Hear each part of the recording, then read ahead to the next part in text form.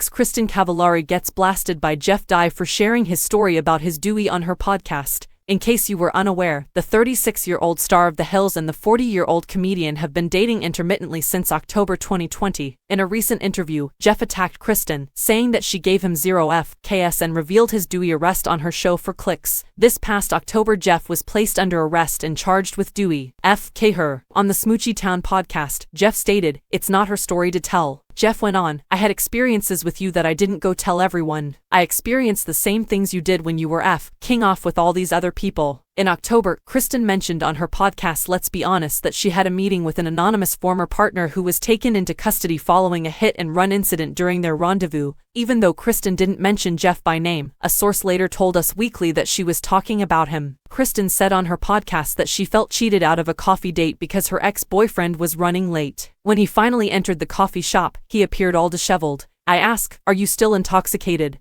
Had an alcoholic stench," Kristin remembered. And he said, "Yeah, sort of." "Oh, whatever, fine, whatever, is how I feel." Kristin added that because he was hot and very sweet at the time, she overlooked his appearance and behavior. After that, the man said, a police officer stopped them and inquired if he drove there, then took him into custody. "I see the police putting pats on him. The handcuffs are put on the next thing you know," Kristin remarked. "I'm thinking, what the FK is happening?" The ex-boyfriend was then placed in the back of one of the cars by 3 additional police officers, who had arrived. He fits the description of the guy. And there was a report of a hit and run down the street, one of the police officers remarked. According to Kristin, "I am thinking, oh my God." After being freed from jail, Kristin's ex-boyfriend wrote her a message the next day, and she says that's when they broke up. In his interview, Jeff said, "I don't think people realize how horrific that made me feel." He then said, he claimed he was still in love with Kristin and hoped to reunite with her at the time, but he now declares he would never do so.